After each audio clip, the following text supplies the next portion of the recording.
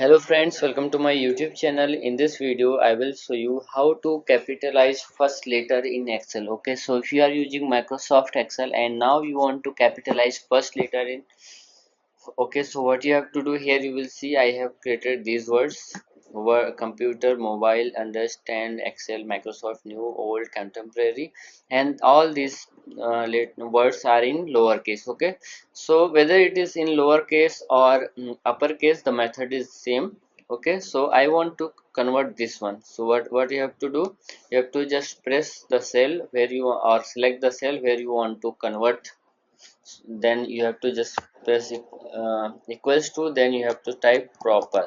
Okay, now you have to select the function and then you have to select the text. Now close the bracket. So like this you can convert. Now I will drag it to the bottom. Okay, so like this you can convert or capitalize first letter in capital. So if you like this video, please like my video and also subscribe my channel for more videos like this. Thanks for